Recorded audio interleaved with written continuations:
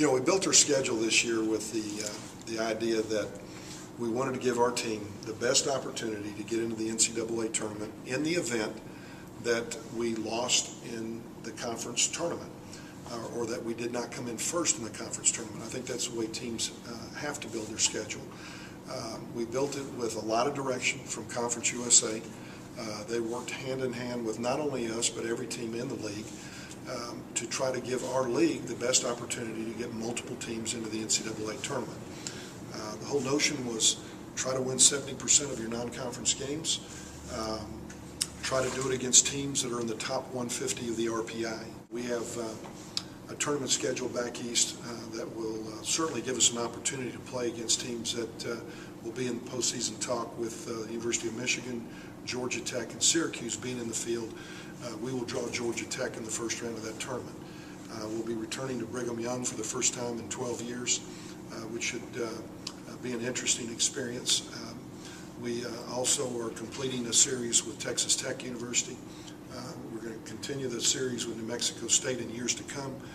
We are planning on adding the University of New Mexico into that mix because I feel like it's been a very important game for people in El Paso for a long time, and I think the people in Albuquerque would enjoy the series as well. We are pleased with the schedule. Will the schedule look like it will in years to come?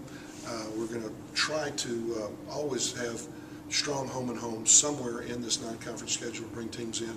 We hope to work with the Sun Bowl in the years to come to continue to strengthen that field and try to get it back to where it was years ago.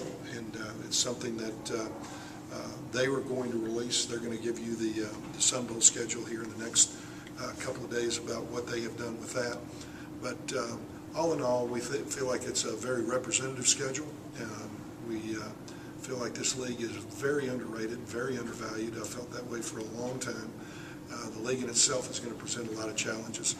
But all in all, we're pleased with the schedule. I think the Texas Tech series makes sense. It'll be something that we'll certainly try to continue in the years to come. Just like we talked about with the New Mexico series, I think it means something in this region. They've always been a good team. They won 19 games last year. The University of Pacific will be our home opener, and it's a game that really concerns me. Our teams have never been very good early in the season.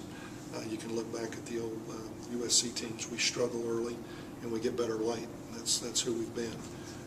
And Pacific is certainly better than a Mercer team that beat us at USC, a Cal State Northridge team that beat us at USC early in the season, an Oral Roberts team that beat us early in the season. Pacific has been a very good program for a long time. They were tied for their conference championship a year ago.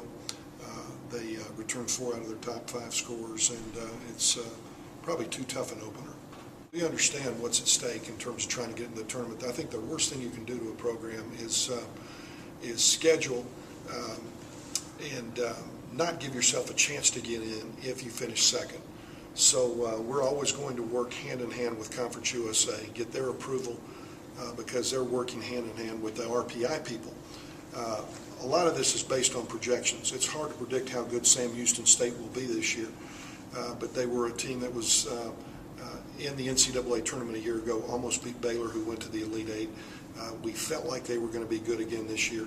At the same time, we have responsibilities to a budget. We have responsibilities to play home games in order to get people in the stands, and there's a lot of dynamics that we have to work with. I think that when you have a team that's supposed to be competitive, I think it's hard to get home games. I think next year, after we lose 9 players off this team, we'll have everybody in the United States wanting to play us. But putting a schedule together this year and trying to get teams into El Paso was a challenge. Rashante Harris is not going to be at the University of Texas El Paso. It just did not work out. He didn't end up qualifying along with Desmond Lee. So we have looked at this roster. We feel like it can still be a very competitive roster. John Bohannon is a guy that Tony signed early last year that we're excited about at 6'10". We've added a young guy from Tucson, Arizona by the name of Mike Pettis, who was a big scorer in Tucson a year ago, averaging 29 points a game, and we're hopeful that he can come in and fill the void of Desmond Lee. And we'll continue to have our eyes open. If somebody becomes available late. I wish he could still play. We could still use him, but Greg is a guy, I admire him. I've known Greg. I recruited Greg, lost Greg to UCLA.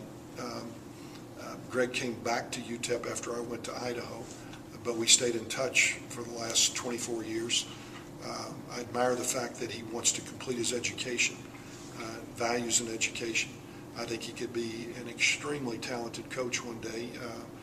He has a great presence, very well spoken, and I look forward to watching his career develop after he completes his degree this year, and we're certainly anxious to have him working with us this year.